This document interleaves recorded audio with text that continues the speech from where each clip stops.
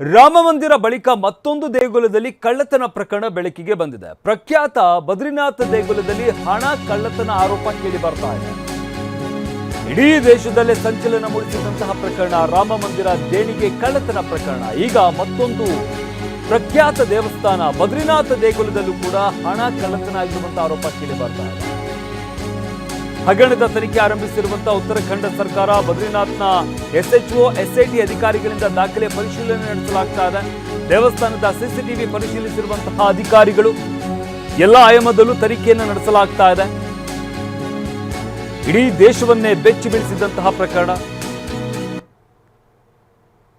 ರಾಮ ಮಂದಿರ ಬಳಿಕ ಮತ್ತೊಂದು ದೇಗುಲದಲ್ಲಿ ಕಳ್ಳತನ ಪ್ರಕರಣ ಈಗ ಬೆಳಕಿಗೆ ಬಂದಿದೆ. ಪ್ರಖ್ಯಾತ ಬದ್ರಿನಾಥ ದೇಗುಲದಲ್ಲಿ ಕಳ್ಳತನ ಆಗಿರುವಂತಹ ಆರೋಪ ಕೇಳಿ ಬರ್ತಾ ಇರುವಂಥದ್ದು. ಇದಕ್ಕೆ ಸಂಬಂಧಪಟ್ಟಂತೆ ಈಗ ತನಿಖೆಯನ್ನು ನಡೆಸಲಾಗ್ತಾ ಇದೆ.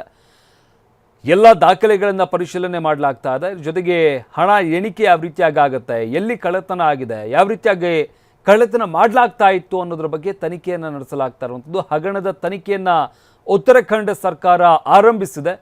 ಬದ್ರಿನಾಥ್ನ ಎಸ್ಎಚ್ಒ ಎಸ್ಐಟಿ ಅಧಿಕಾರಿಗಳಿಂದ ದಾಖಲೆ ಪರಿಶೀಲನೆ ನಡೆಸಲಾಗ್ತಾ ಇದೆ. ದೇವಸ್ಥಾನದ ಸಿಸಿಟಿವಿ ಫುಟೇಜ್ಗಳನ್ನು ಕೂಡ ಪರಿಶೀಲನೆ ಮಾಡ್ತಾ ಇದ್ದಾರೆ ಅಧಿಕಾರಿಗಳು.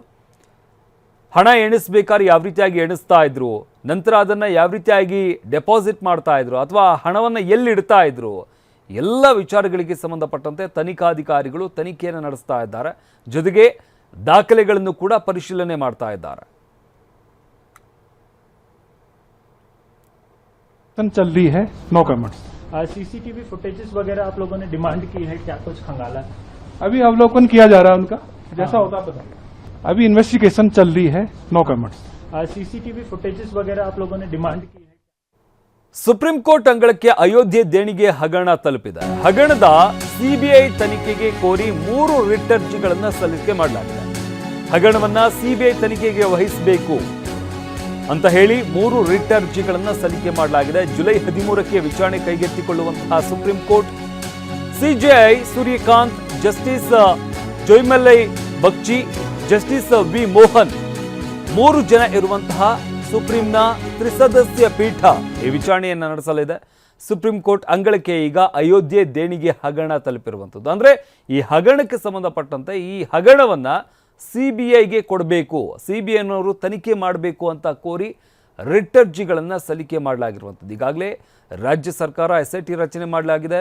ಎಸ್ಐಟಿ ತಂಡ ಹಲವರನ್ನು ವಶಕ್ಕೆ ಪಡೆದಿದೆ, ಹಲವರನ್ನು ಬಂಧಿಸಲಾಗಿದೆ, ವಿಚಾರಣೆ ನಡೆಸಲಾಗ್ತಾ ಇದೆ. ಸಾಕಷ್ಟು ದಾಖಲೆಗಳನ್ನು ಈಗಾಗಲೇ ಕಲೆಕ್ಟ್ ಮಾಡ್ಕೊಳ್ತಾ ಇದ್ದಾರೆ. ಬಟ್ ಈ ಬೆನ್ನಲ್ಲೇ ಈಗ ರಿಟ್ ಅರ್ಜಿಯನ್ನು ಸಲ್ಲಿಸಲಾಗಿರುವಂಥದ್ದು ಸುಪ್ರೀಂ ಕೋರ್ಟ್ಗೆ. 3 ರಿಟ್ ಅರ್ಜಿಗಳನ್ನು ಸಲ್ಲಿಕೆ ಮಾಡಲಾಗಿದೆ.